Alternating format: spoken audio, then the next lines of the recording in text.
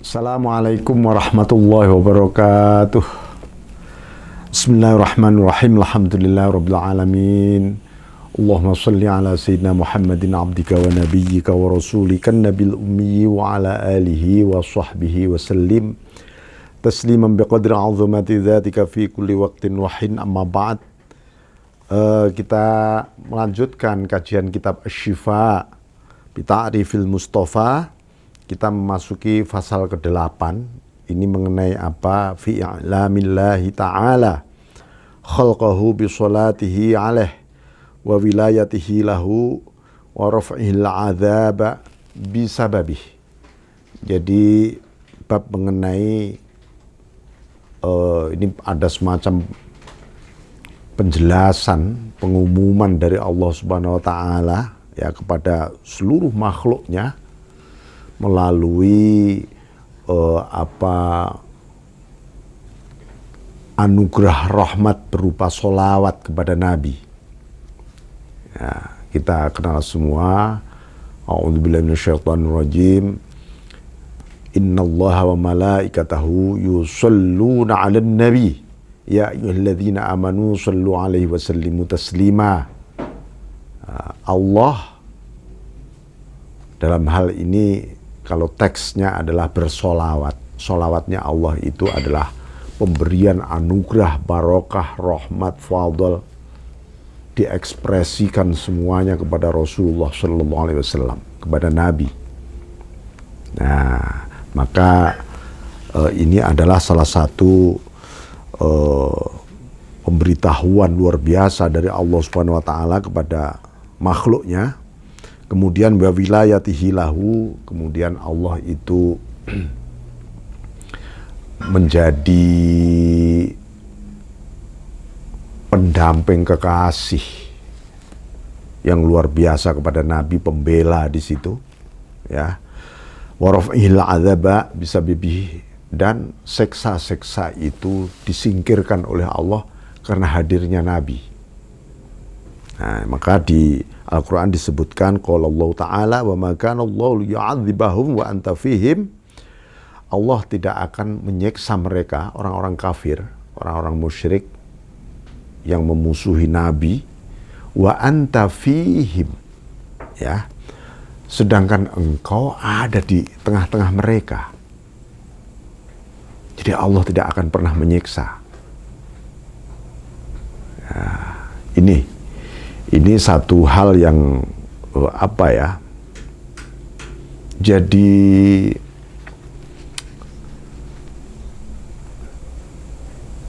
Allah itu ridho, azab itu kebalikannya nikmat. Nah, nikmat itu lawannya azab. Sedangkan nikmat secara spesial namanya rahmat. Kalau Allah menurunkan rahmat pada diri Nabi, ya, kita sangat faham wa ma arsalnaka illa rahmatan lil alamin. Bagaimana ada seksa di balik rahmatnya itu? Pasti tidak ada. Nah, ini di Aima kunta di Mekah, sepanjang kamu Muhammad ada di Mekah, saya tidak akan menyiksa orang-orang kafir di Mekah. Tetapi falamma kharajan Nabi sallallahu alaihi wasallam min Makkah wa baqiya fiha man baqiya minal mu'minin nazala wa ma kana Allahu mu'adzibahum wa hum yastaghfirun. Ketika Rasulullah sallallahu alaihi wasallam keluar hijrah ke Madinah dari Mekah itu, di sana masih ada yang tersisa orang-orang yang beriman. Nah, yang menarik, Allah juga mengatakan, berfirman, wa ma kana Allahu mu'adzibahum, Allah pun tidak akan menyiksa mereka, wa hum yastaghfirun, sedangkan mereka sedang memohon ampunan, bertobat, beristighfar. Jadi ini kalau disebutkan yang membuat siksaan Allah itu tidak terjadi ketika ada dalam satu komunitas umat yang di sana masih ada sholawat dan ada istighfar berbunyi.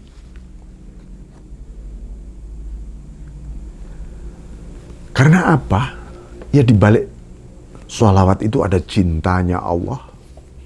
Di balik istighfar ada ridhonya Allah. Bagaimana Allah akan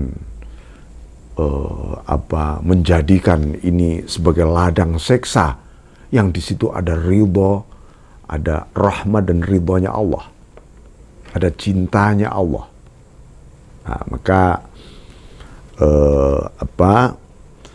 di saat Rasulullah Shallallahu Alaihi Wasallam, seperti kita ini ada di umat akhir zaman yang tidak menemui Rasulullah, lalu bagaimana? Maksud ayat ini, Allah juga tidak menyiksa satu kaum, satu umat yang seluruh nilai-nilai engkau Muhammad, sunnahmu, ya, sunnahmu itu artinya ucapan, keputusan, tindakan, perilaku, akhlak, adabmu hidup di sana.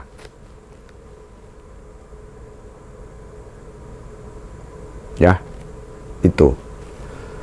Bismillahirrahmanirrahim. Maka dilanjutkan, wahada mithlu qouli ta'ala lau tazayyalu la'adzabna alladhina kafaru minhum adzaban alima. Kalau saja mereka itu bisa memisah. Artinya begini, ini ada ayat ini hubungannya dengan Allah tidak menyiksa orang-orang kafir di Mekah ketika itu karena apa? Masih ada orang-orang beriman sebenarnya di situ yang Rasulullah tidak mengetahui, artinya ini mereka beriman secara tidak terang-terangan.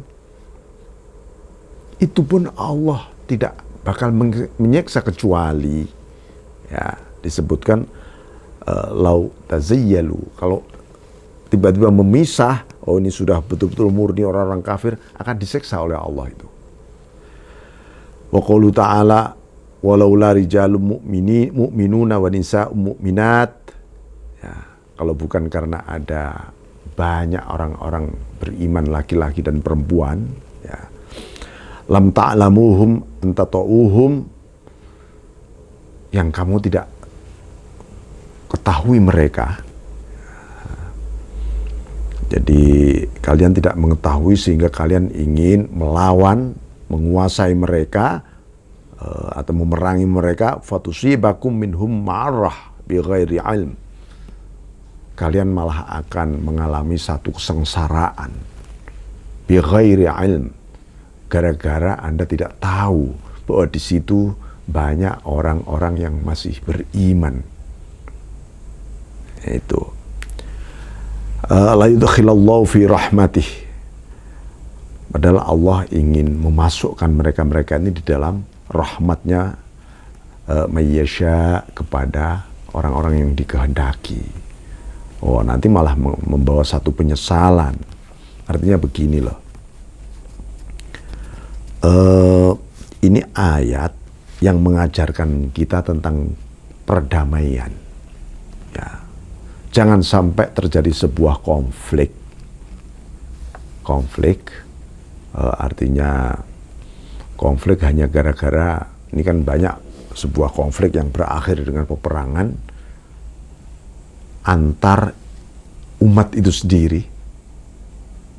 Padahal mereka bersyahadah, mereka mengucapkan la ilaha illallah Muhammadur Rasulullah, mereka beribadah, hanya gara-gara berbeda pandang misalnya. Lalu terjadi perang luar biasa. Inilah yang diperingatkan oleh Allah, fatusibakum minhum ma'arrah bighairi ilmin. Bighairi ilmin. Bighairi ilmin maknanya luas. Ini maksudnya begini. Betapa banyak sebuah perangan internal umat Islam sendiri, antar umat Islam ini, hanya gara-gara sebuah kebodohan terhadap ilmu agama itu sendiri. isinya pokoknya kalau nggak seperti aku, kamu kafir, kamu keluar dari Islam, katanya begitu. Nah ini tegas, makanya Allah memperingatkan ini. Falamma hajarul mu'minuna nazalat wa ma lahum alla yu'adzibahumullah. Dan ketika hijrah itu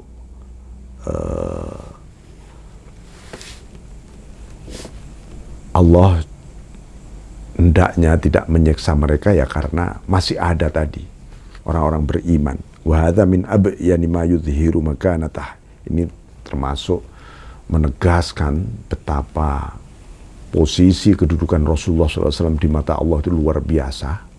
Gitu. Karena itu Rasulullah itu menjadi rahmat bagi seluruh umat manusia. Nah, ini makanya kita ini kenapa oleh Allah diperintahkan terus bersolawat. Supaya merasakan hadirnya Rasulullah SAW, nuruhu, cahaya Allah, cahaya Rasul. Ruhuhu, ruhnya Rasul. Sirruhu, ya, sirruhu. Jadi Rasulullah SAW itu kalau diibaratkan, ibarat ini ya, bahwa alam semesta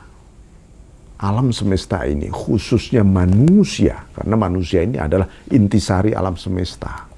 Maka posisi kalau itu diibaratkan sebuah pohon semesta lahir, semesta batin, semesta dunia, semesta akhirat. Kalau itu diibaratkan pohon, maka air dari pohon itu adalah Rasulullah SAW, Kanjeng Nabi. Ya, bagaimana hidupnya pohon itu sangat bergantung dengan air. Ya, memang airnya sama, tumbuhnya ada yang jadi cabang, ada yang jadi ranting, daun, kulit, bunga, buah, beragam sekali dari air yang sama. Ini menunjukkan bahwa keragaman dalam titik pandang umat Islam ini ya seperti pohon tadi, seperti ranting, seperti daun, dan masing-masing tidak ada saling mengejek, saling menghina. Misalnya buah meremehkan daun, nggak ada. Daun meremehkan akar, juga nggak ada, karena akar cuma tempatnya di bawah misalnya. Nah itu, jadi semua itu adalah anugerah Allah yang sama, seperti air tadi yang ada di dalam pribadi Rasulullah Muhammad SAW. Wa dara'a bihil 'adzaba an ahli Makkah bisababi kauni. Jadi Allah tidak menyiksa penduduk Mekah karena Rasulullah memang masih ada di situ. Rasulullah masih ada di situ. Thumma kauni ashabi ba'dahu min adhurihim, dan beberapa sahabat Nabi yang masih ada di Mekah, itu pun Allah kemudian masih tidak menyiksanya. Nah, inilah tentu saja ini harus dimaknai apa yang disebut siksa, ya, siksa yang lebih pedih itu adalah siksa yang ada di dalam batin. Apa? Hakikatul adzab yal hijab. Ketika terhijab hatinya, nah itu sebenarnya tersiksa. Tetapi hadirnya Rasulullah SAW dengan nur cahayanya itu tidak bisa difahami oleh orang-orang yang terhijab, karena yaitu tadi adanya kufrah, adanya syirk, itu sebenarnya siksaan yang pedih. Bismillahirrahmanirrahim. Falamma khalat Makkatu minhum adzabahullah bitaslitil mu'minina alaihim wa ghalabathum iyyahum wa hakkama fihim suyufahum wa awrathahum ardhahum wa diyarahum wa amwalahum wa fil ayah aidan ta'wilun akhar. Ini diartikan bahwa ketika Rasulullah SAW artinya Mekah itu bersih yang isinya hanya orang kafir semuanya, ya Allah menyiksa. Dengan cara apa penyiksaannya? Mekah kemudian dikuasai oleh umat Islam. Itu kan bentuk penyiksaan sebenarnya, penyiksaan dalam arti kekafiran mereka tersiksa oleh hadirnya dinul Islam. Nah, seperti itu. Kemudian harta, rumah, tanah dan seterusnya kemudian ada di bawah kekuasaan umat Islam ketika itu. Haddatsana al-Qadhi Asy-Syahid Abu Ali rahimahullah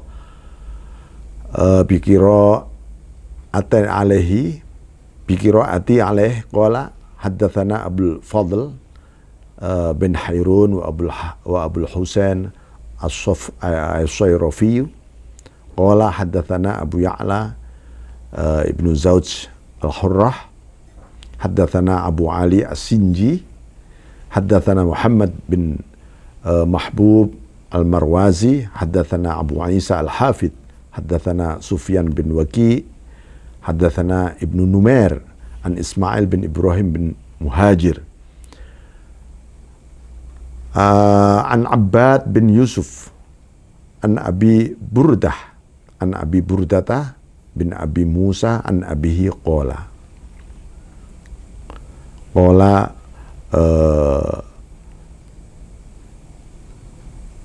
Abihi qala Rasulullah sallallahu alaihi wasallam, Rasulullah bersabda, anzalallahu alayya amanan li ummati. Allah menurunkan aku 2 keamanan, rasa aman kepada umatku. Rasa aman itu berarti ada safety, itu adalah dasar tertumbuhnya kedamaian, perdamaian. Ya, 1 adalah ayat wa ma kana Allahu yu'adzibahum wa anta fihim wa ma kana Allahu mu'adzibahum wa hum yastaghfirun. 1, bahwa Allah tidak menyiksa kaum yang Rasulullah SAW ada di sana, dan Allah juga tidak menyiksa satu kaum yang kaum itu sedang beristighfar. Kenapa? Beristighfar itu bertobat. Bagaimana Allah bisa mustahil Allah itu menyiksa. Yang disiksa adalah hambanya yang sedang kembali kepadanya.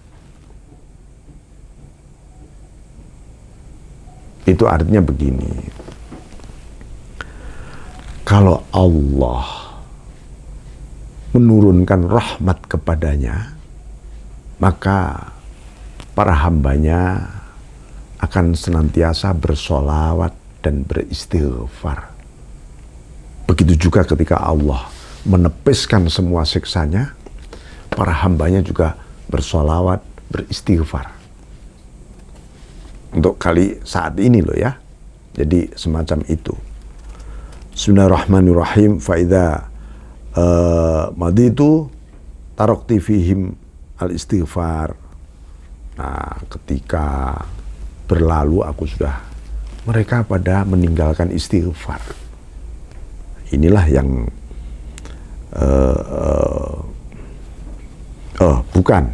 maaf. Fa'idha madaitu taraktu fihim al-istighfar. Ketika Rasulullah sudah berlalu, berhijrah maksudnya, yang tertinggal, tersisa adalah istighfarnya orang sahabat-sahabat Nabi yang di Mekah. Ya, jadi ini maka kita itu oleh Rasulullah SAW dan seluruh umat ini, kenapa kita itu dianjurkan beristighfar setiap habis sholat, ya, minimal sehari itu 100 kali. 100 kali. Maka sebenarnya akan ada satu lingkaran sholawat maupun istighfar sebenarnya yang tak pernah berhenti. sholat maghrib, dari sini habis itu beristighfar. Maka daerah berikutnya sedang sholat maghrib lagi, beristighfar lagi. Daerah berikutnya sholat maghrib lagi, karena peredaran waktu yang bergerak, di sana beristighfar lagi. Seperti orang tawaf yang tak pernah berhenti. Nah ini. Bismillahirrahmanirrahim. Wa nahwun minhu qauluhu ta'ala wa ma arsalnaka illa rahmatan lil alamin. Rasulullah, aku tidak mengutusmu Muhammad kecuali sebagai rahmat bagi umat manusia alam semesta ini. Inilah yang mesti sebenarnya difahami oleh seluruh umat manusia saat ini. Ya. Kenapa bumi, langit, cakrawala, udara, api masih ada, masih utuh, artinya masih, bumi ini juga masih utuh. Belum kiamat. Karena masih ada manusia yang bersolawat, yang beristighfar. Andai saja, satu hari saja, mungkin tidak satu hari.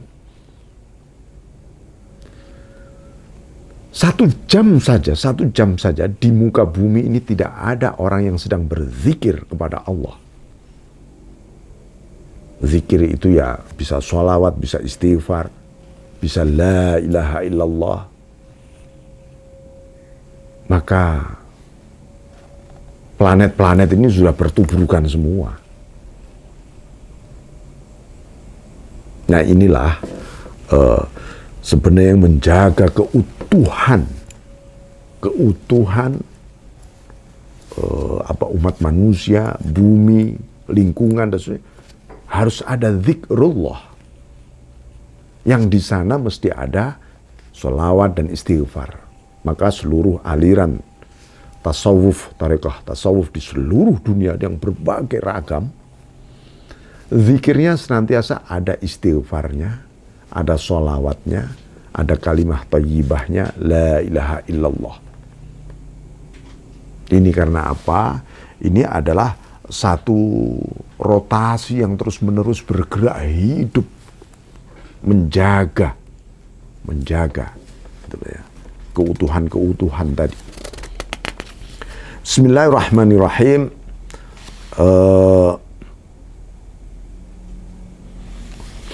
Rasulullah juga bersabda, wa qala alaihissalam, ana amanun li ashabi.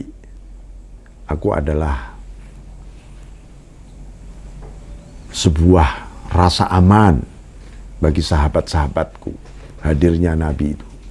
Aman dari apa ya? Wakila minal bid'ah, wakila minal ikhtilaf wal fitan. Sepanjang Rasulullah SAW masih ada, bid'ah itu tidak ada, fitnah juga tidak ada, ya, konflik sosial juga tidak ada.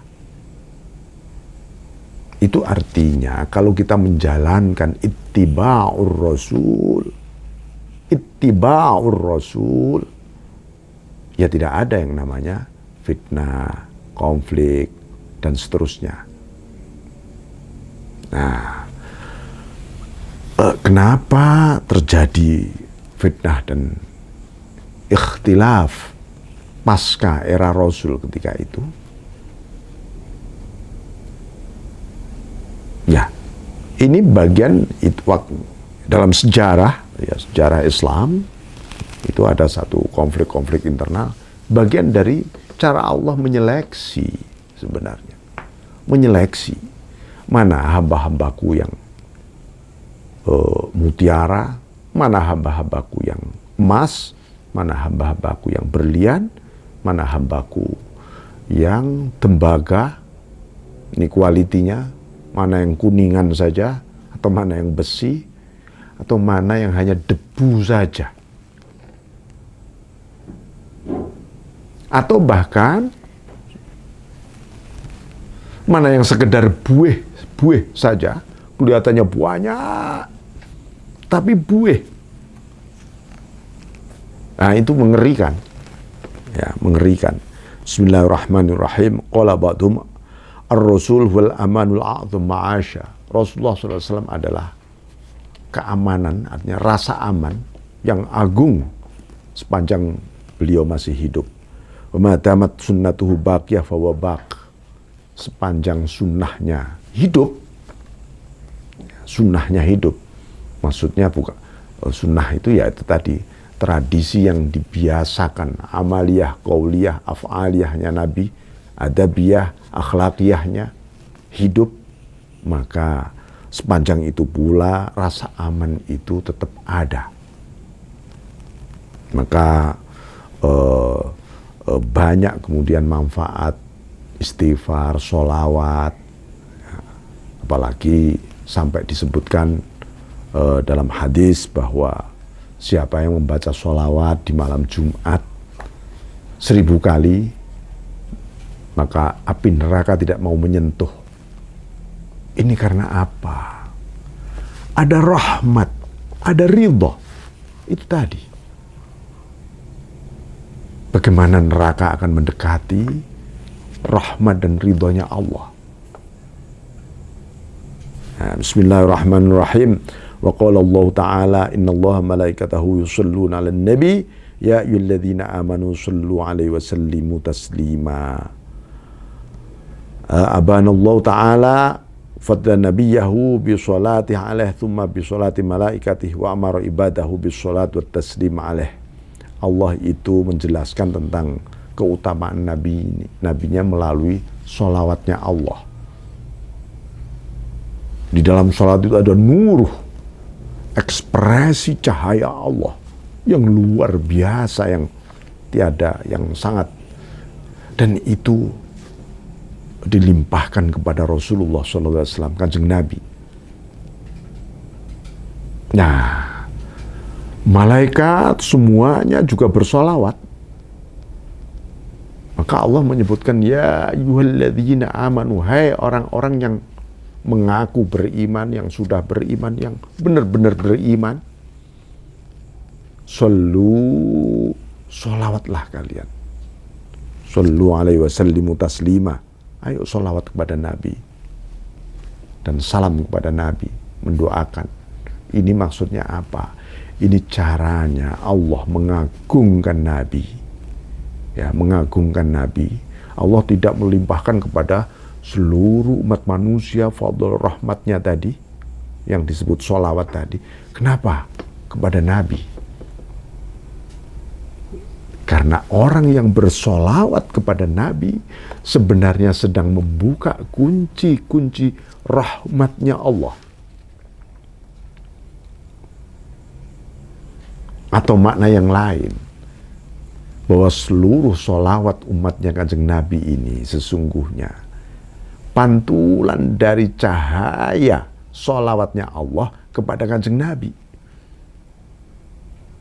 Jadi ketika kita bersolawat, mestinya sangat-sangat bahagia sekali. Karena ditakdirkan mendapatkan limpahan sholawatnya Allah. Yang memantul pantulannya kepada orang-orang yang bersolawat itu tadi, solawatnya Allah kepada Kanjeng Nabi ini. Maka tidak ada solawat yang lebih agung dibanding solawatnya Allah kepada Kanjeng Nabi.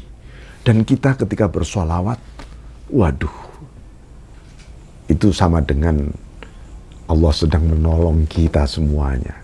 Inilah yang disebut rahmat betul bagi kita dalam arti tertentu yang disebut rahmat. Ya, Bismillahirrahmanirrahim.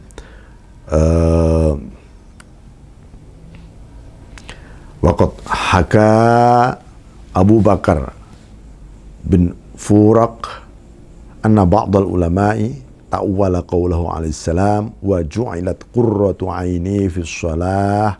Sebagian ulama menafsirkan dawuhnya Kanjeng Nabi dan dijadikan kebahagiaan mata hatiku, sejuknya mata hati itu artinya kebahagiaan yang luar biasa.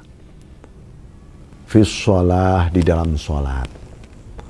Ala hadza ay fi sholatillahi ta'ala aliyya wa malaikatihi wa amrihi al ummata bidzalika ila yaumil qiyamah. Jadi yang membuat bahagia Nabi adalah fis shalah, yaitu yang ada di dalam sholawatnya Allah kepada Kanjeng Nabi itu loh. Tidak ada yang lebih membahagiakan aku dibanding Allah yang bersolawat kepada aku. Nah, begitu juga para malaikat dan seluruh umatnya diperintahkan untuk bersolawat. Ini artinya sebuah pertemuan, perpaduan yang begitu agung dan indah antara solawatnya Allah, solawatnya malaikat, solawatnya umatnya Rasulullah SAW bertemu di dalam diri Rasulullah SAW. Allahumma sholli alaihi. Ya. Ini sebagian ulama mengatakan demikian sampai hari kiamat ini. Wassalatu wa minna du'aun.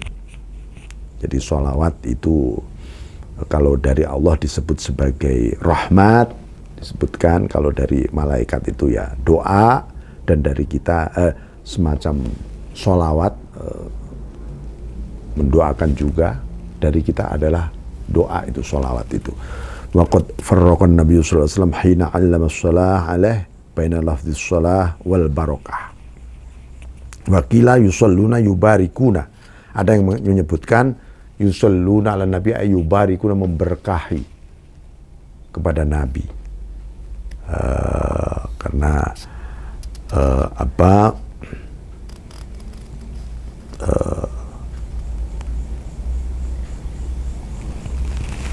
Rasulullah SAW memisahkan ketika mengajarkan sholawat ini antara lafadz as-sholah dan lafadz al-barokah.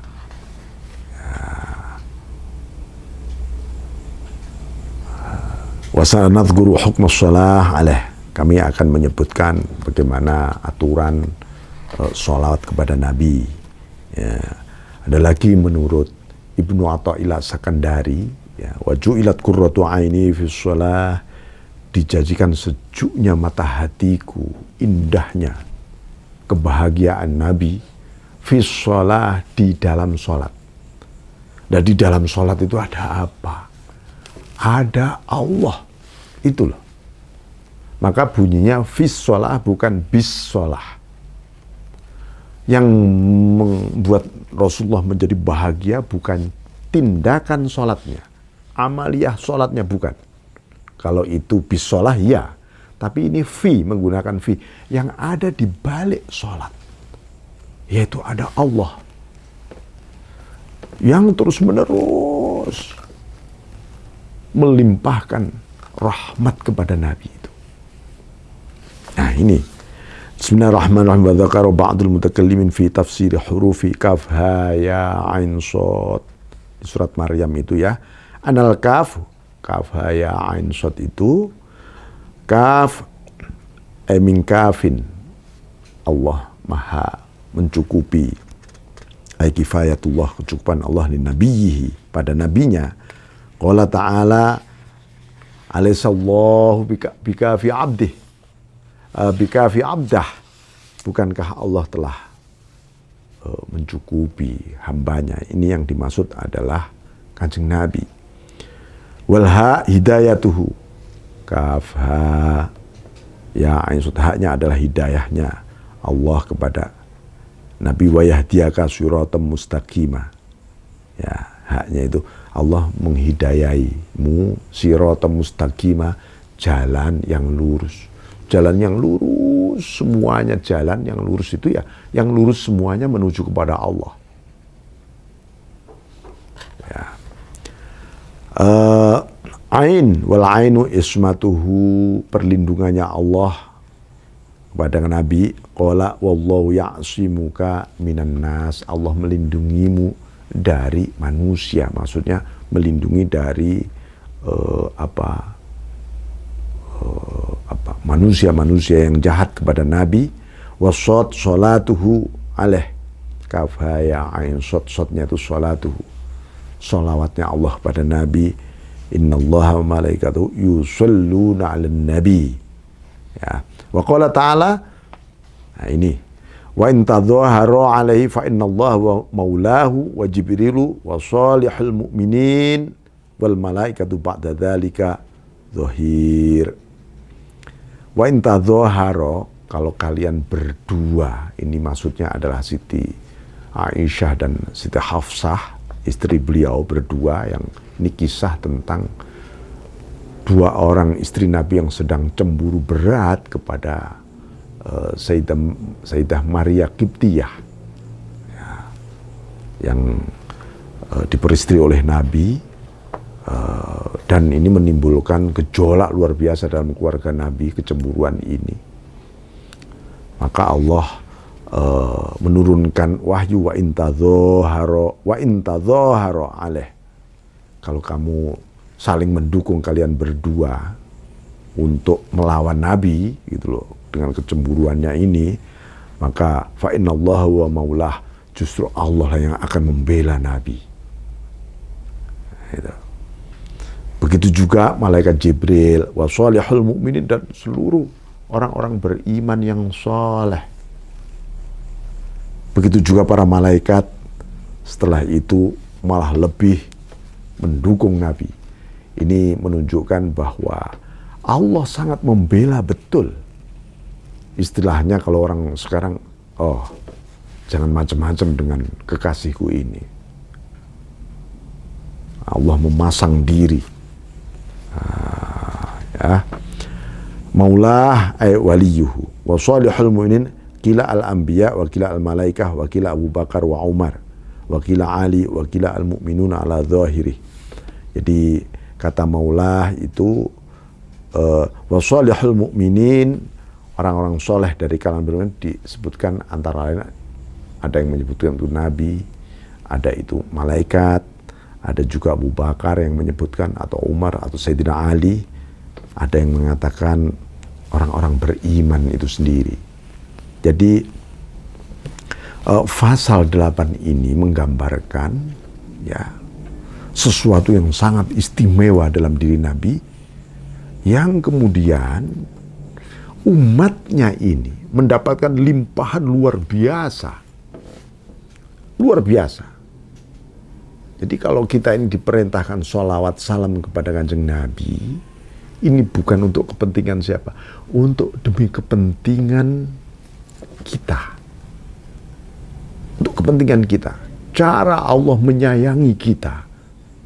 Cara Allah menyayangi kita. Kamu lewat kekasihku Muhammad sallallahu alaihi wasallam, nabiku, kekasihku itu, pasti semuanya akan aku terima. Coba kalau Anda nyelonong sendiri, ketok pintunya Gusti Allah,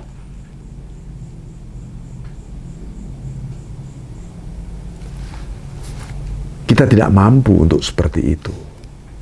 Maka inilah pentingnya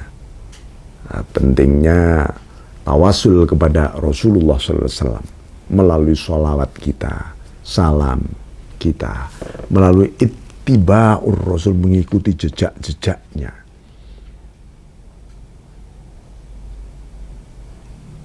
Jadi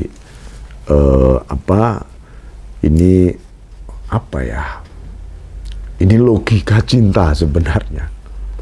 Logika cinta itu sampai seperti itu.